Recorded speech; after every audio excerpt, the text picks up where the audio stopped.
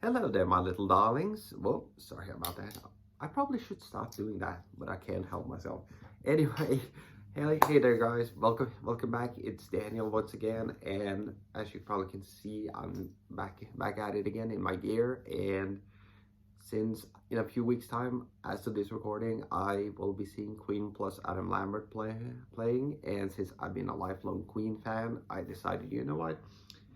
I want to give you guys a review of their discography. So with that said, we are currently at the second album in their discography, released back in March 1974, and that of course is Queen 2. Yeah.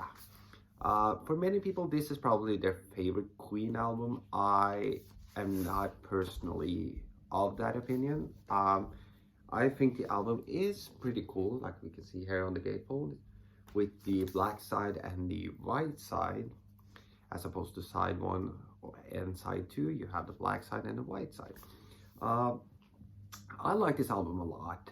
It's definitely probably, I would argue, their heaviest album. It's also, for many, considered their one proggy album. I am definitely of the opinion that this is definitely prog-ish. I wouldn't call it a full-on progressive rock album because it's definitely more on the heavier as opposed to the proggy side. So, but I still think it's a really cool album overall.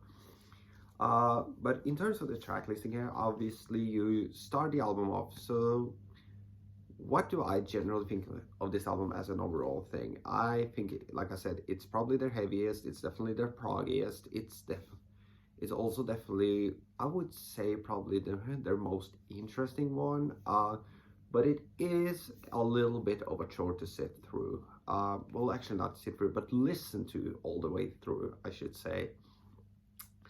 But overall, I still think this album is great. So, well, let's just go through the track listing here. So obviously it starts off with Procession, this kind of funeral dirge, which to me evokes the idea of what you're about to get with this album. It's a much darker album. It's a much more, I wouldn't say gothic, but it definitely has, like I said, that moodiness. And of course it goes into Father and Son, which is a really cool and really nice track for me. And of course it goes into White Queen as it began. I mean, the whole album feels very big and theatrical for some reason. It has that regal kind of majestic side to it, which is really cool already from the first few tracks here. And of course you got Someday One Day, which I'm okay with. Loser in the End, yeah, this one I do not care for at all. I mean, it sticks out like a sore thumb, and I really wish they would have left that song off and replaced it with something else.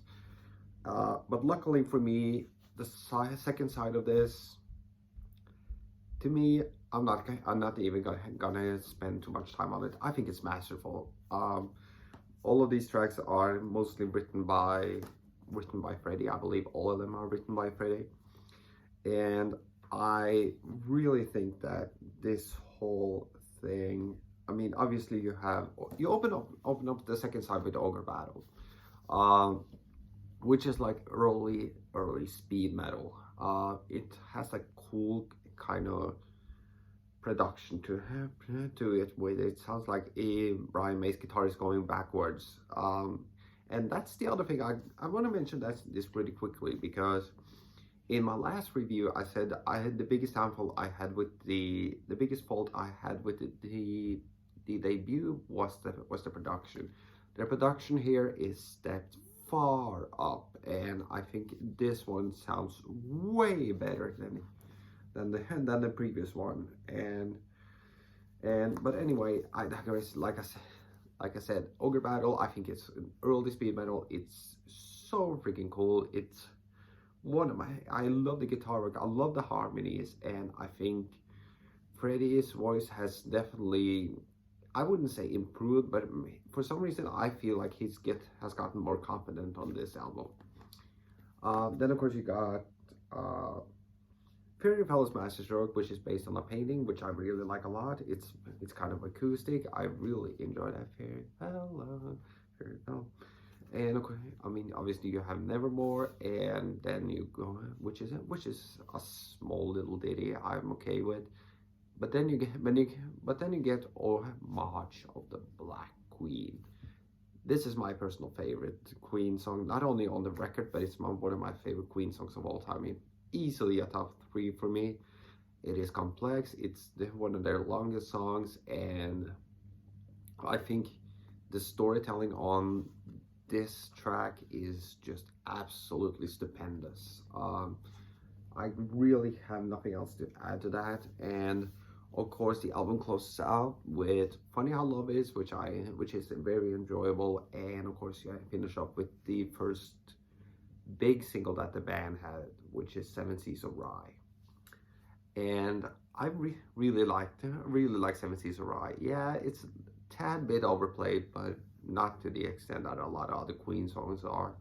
But I definitely highly recommend everybody, if you're really into like heavy rock and or you're starting to get into prog, this is the album I would recommend for you. If you're just starting off, yeah, wait a little bit. Well, I mean, we'll get to the good stuff first. Get through basically all the big great stuff from the 70s. I mean, this is great too, don't get me wrong, but you want to hold this off a little bit because it can be very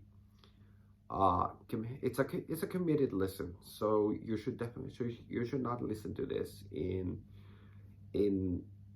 small little chunks. You should listen to the whole thing in one sitting, and that can be a little bit of commitment. If you need to start off with something a little bit more easy, like I said, Share Heart Attack, A Night at the Opera, News of the World, start with one of those and then come back to this later on. So if I had to give this album a rating, and I gave the debut, I think I gave like a 4 out of 5. I would give this one a 4.5 out of 5. This is just, if only they didn't have Loser in the end on this, I would be happily to give it a 5 out of 5. But because of that one little track, that is that one little chink in the armor that really doesn't do it for me. So with that said, I'm going to head out, and make sure to hit the comment, like, and subscribe, and make sure to share this video. Let's all stay safe, and remember this: the more we get into this crowd, the merrier.